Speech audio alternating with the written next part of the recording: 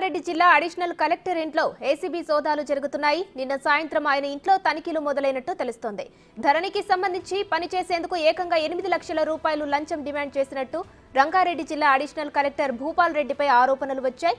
ఈ నేపథ్యంలో additional collector Bhupal రెడ్డితో పాటు సీనియర్ అసిస్టెంట్ మదన్ మోహన్ ఇంట్లోనూ ఏసీబీ అధికారులు సోదాలు చేస్తున్నారు. రంగారెడ్డి జిల్లా కలెక్టరేట్లోనూ తనిఖీలు జరుగుతున్నాయి.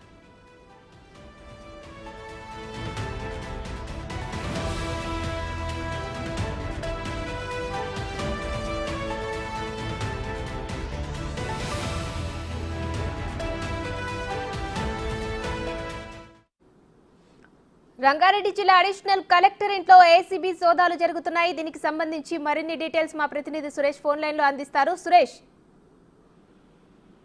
రంగారెడ్డి జిల్లా జాయింట్ కలెక్టర్ భూపాల్ రెడ్డి ఇంట్లో ఏసీబీ సోదాలు కొనసాగుతున్నాయి. నిన్న ఆయనను రెడ్ హ్యాండెడ్ గా 8 లక్షల లంచం తీసుకుంటుండగా పట్టుకోవడం జరిగింది.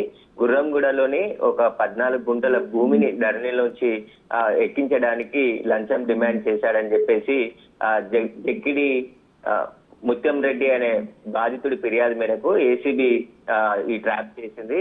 అతనికి సంబంధించి భూమిని దీంట్లో ఏదైతే ధరణి వెబ్సైట్ లో ఉందో దాంట్లో ఎక్కించడానికి లంచం డిమాండ్ చేశాడని చెప్పేసి ఏసీబీని ఆశ్రయించగా ఏసీబీ అధికారులు రెడ్ హ్యాండెడ్ గా 8 లక్షల రూపాయలు లంచం తీసుకుంటుండగా భూపాల్ రెడ్డిని పట్టుకోవడం జరిగింది. దీనిపైనే కేసు నమోదు చేసి భూపాల్ రెడ్డిని అదుపులోకి తీసుకుని ఆయన నివాసంతో పాటు ఆయన బంధువులు, అదేవిధంగా రంగారెడ్డి జిల్లా కలెక్టర్ కార్యాలయంలో ఆయన ఛాంబర్ లో కూడా ఏసీబీ అధికారులు సోదాలు నిర్వహిస్తున్నారు. ఈయనకు సంబంధించి అవినీతి ఆరోపణలు ఎక్కువగా ఉండడంతో ఎక్కడెక్కడ ఆస్తులు కొనుగోలు చేశాడు, ఈయన ఆదాయానికి మించి ఆస్తులు కూడా సంపాదించాడనే ఆరోపణలు ఉన్న నేపథ్యంలో ఏసీబీ అధికారులు ప్రస్తుతం సోదాలు చేస్తున్నారు.